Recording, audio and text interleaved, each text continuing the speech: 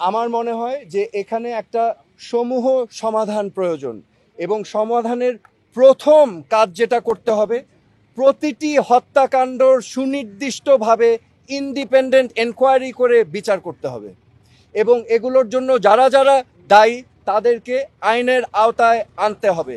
বিচার বহির্ভূত কোনো হত্যাকাণ্ড করা যাবে না এবং আমাদের এই সমাধান রাজনৈতিকভাবে করতে হবে। এই সমাধান সবাইকে নিয়ে আলোচনার মাধ্যমে করতে হবে। এই সমাধান করার জন্য প্রথম শর্ত আমি যেটা বললাম যে বিচার করতে হবে। এই প্রাণহানির প্রত্যেকটা প্রাণহানির বিচার করতে হবে এবং যারা এটার জন্য দায়ী তাদেরকে আইনের আওতায় আনতে হবে।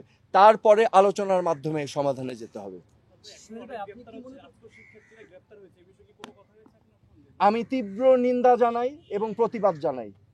শিক্ষার্থী ভাই বোনদেরকে গ্রেফতার করা থেকে বিরত থাকার জন্য আমি আহ্বান করছি। শিক্ষার্থীদের জন্য কোনো মেসেজ আছে কিনা যারা আন্দোলন করছে? শিক্ষার্থীদের জন্য আমার মেসেজ আছে, আমাদের ভবিষ্যৎ স্বপ্ন যেন বিনষ্ট না হয়। আমাদের বাংলাদেশ আমরা লক্ষ লক্ষ শহীদের রক্তের বিনিময়ে আমরা অর্জন করেছি। এই দেশটা তোমাদের, এই দেশটাকে তোমাদেরই করতে হবে। It is your responsibility, do not lose hope. Okay, এবং সামনের দিক ভালো দিন আসবে, কিন্তু এখন কষ্ট করতে হবে। হোপ আশা ছাড়া যাবে না। এই দেশটা তোমাদের সম্পদ, তোমাদেরই করতে হবে। তোমরা ন্যায় পথে থাকবে, সত্যর পথে থাকবে, অন্যায়ের বিরুদ্ধে প্রতিবাদ করবে। That is my message.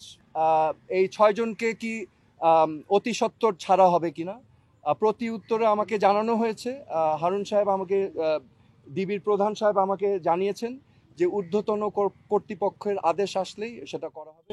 এখন উনি বলতে পারছেন না কখন। সো সেফ কাস্টডিতে আছেন অ্যাকর্ডিং টু দেম।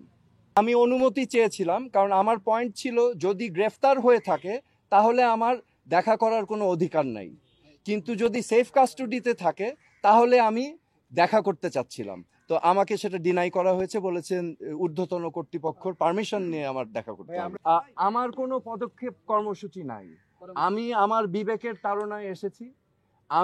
যেটা আমি দেখছি চারিপাশে মানুষ যেই প্রশ্নগুলো করছে, যেই জবাবগুলো চাচ্ছে, আমি সেটাই জানতে এসেছি একজন নাগরিক হিসাবে। কিন্তু আমি বলেছি আমার একটা পরিচয় আছে, এই দেশের উপর আমারও হক আছে।